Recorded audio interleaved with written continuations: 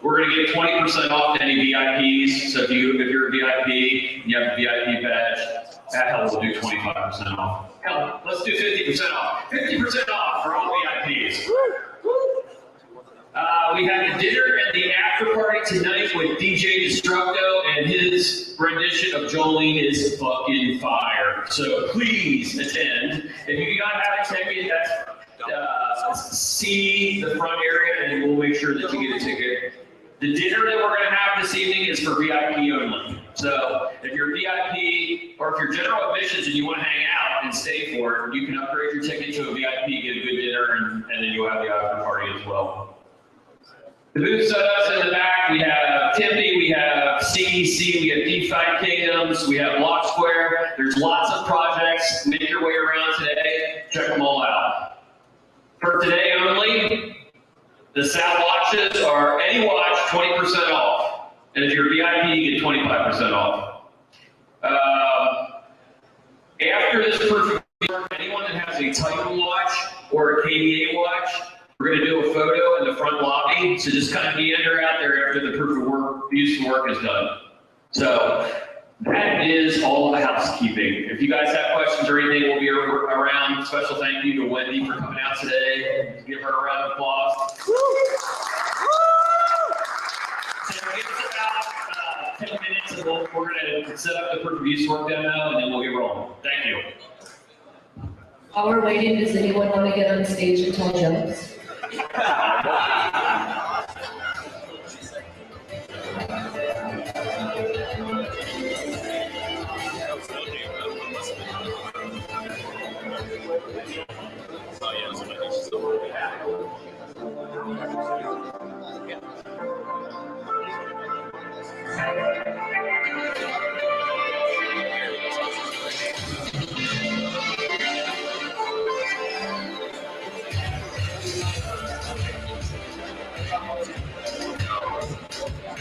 Racially ambiguous.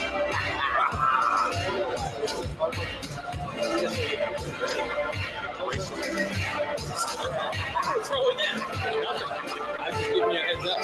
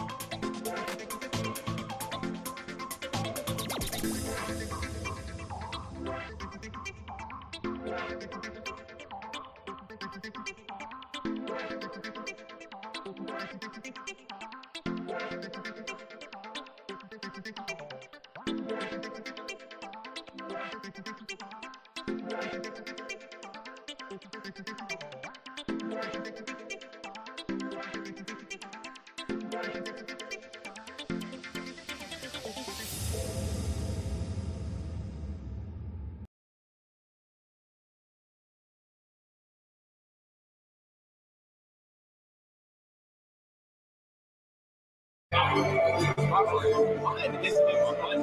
It's silver frame and but it's like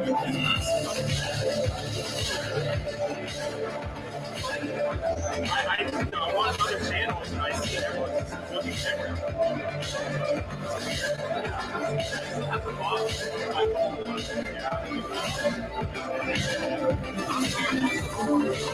That's what it is. Since we've been in the bear market, I've been chilling. We got some more salary and especially the holidays and stuff. We pick up tech reviews every now and then. The holiday season is where it's holiday.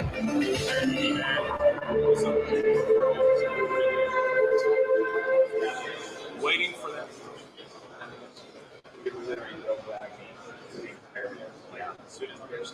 You ready? Yes. Thanks.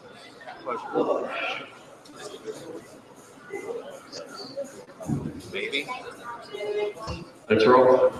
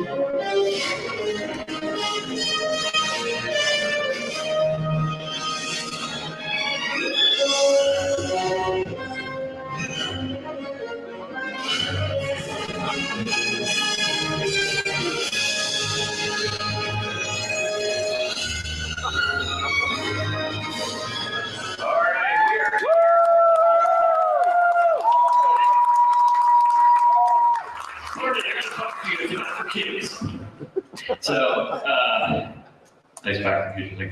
So thank you all for coming today. I'm going to introduce our amazing MC, Crypto Wendy O. Well, I got out of that super cool car, and of course I bumped my head because why not? I'm very clumsy. But anyways, I'm so excited. Today's day 2 of Cypherpunk. And again, I'm in a room with a bunch of people that are way smarter than I am. It's always good to be the dumbest person in the room at times. I'm excited for today. Are you guys excited? And tonight is the night to party, okay? So I hope y'all are gonna go out tonight. They've got an amazing dinner lined up, and then there's that bit of an after party. It'll be fun. But we're gonna go ahead and get straight into it. This is a brand new term. PoUW, proof of useful work, the future of GPU compute. All right.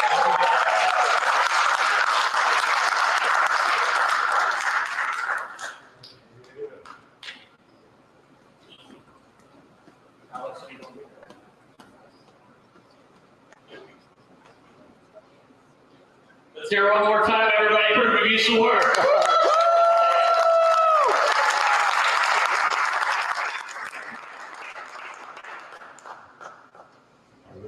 We're live. That's your sentence. Are we live? We are live. Good morning, everybody. Good morning. So today we're going to talk about proof of stake. No,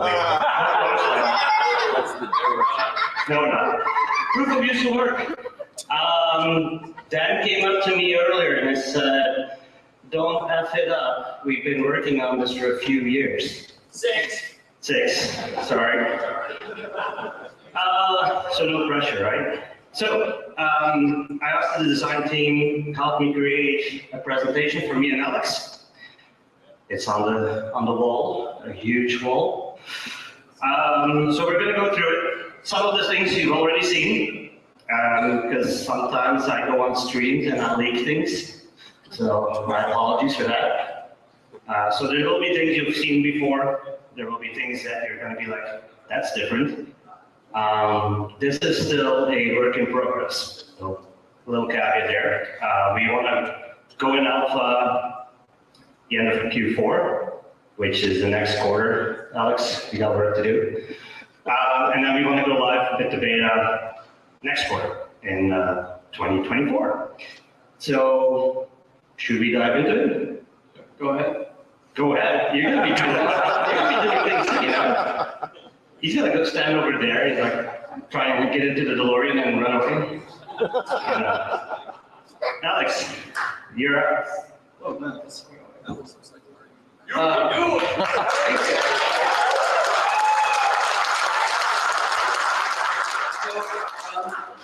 My background is academics. I've been doing research for almost 5 years in the University of Applied Science in Geneva.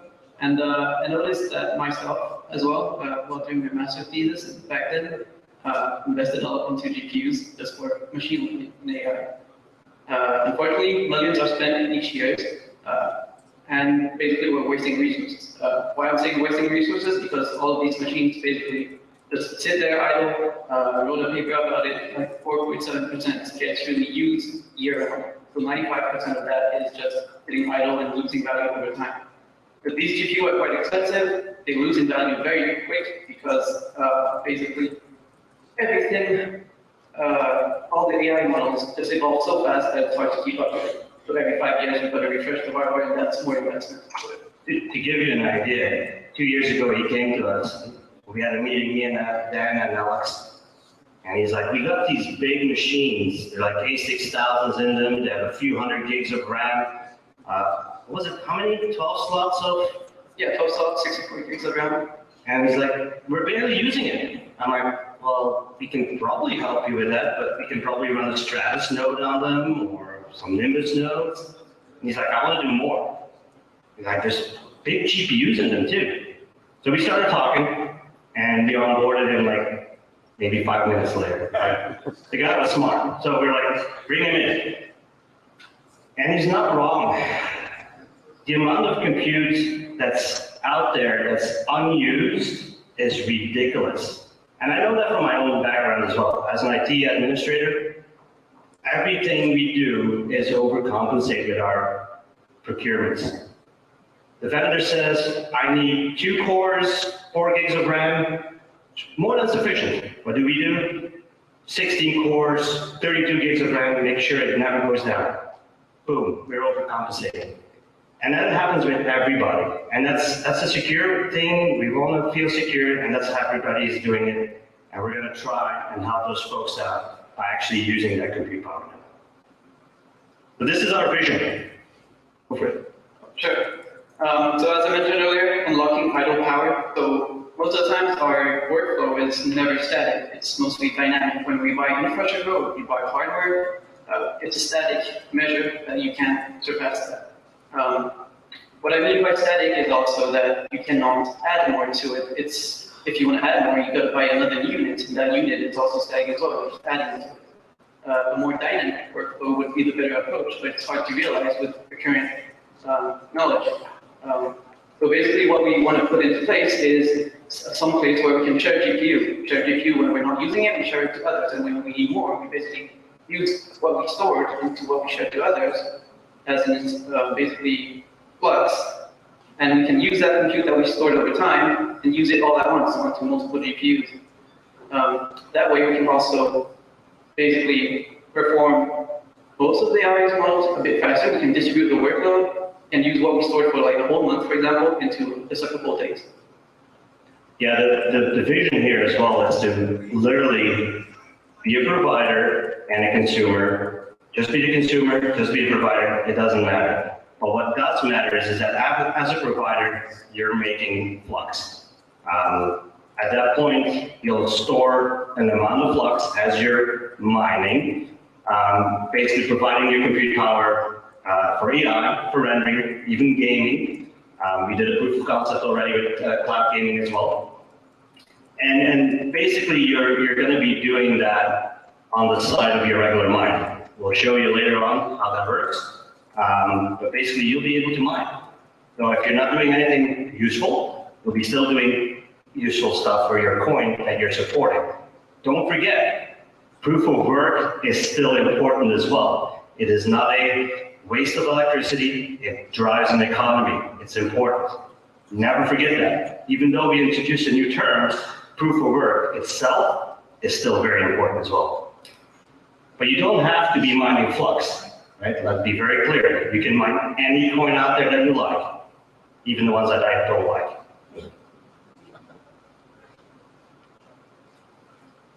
So we got some recommendations. These are recommendations. These are not requirements. For all I care, you launch a very old machine and hope for the best.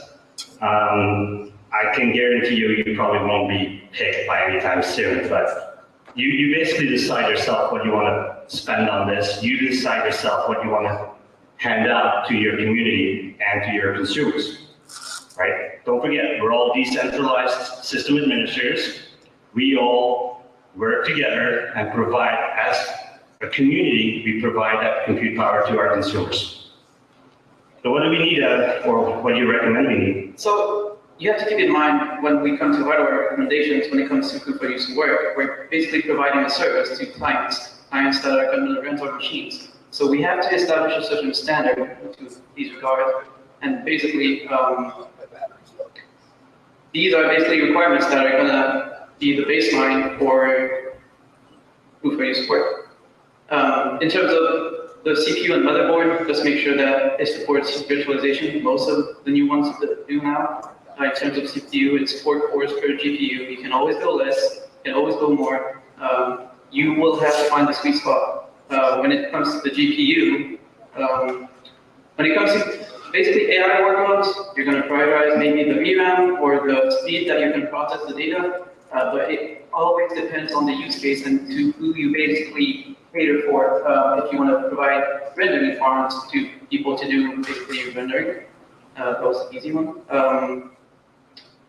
Or if you want to do AI, it's going to be different needs and different requirements.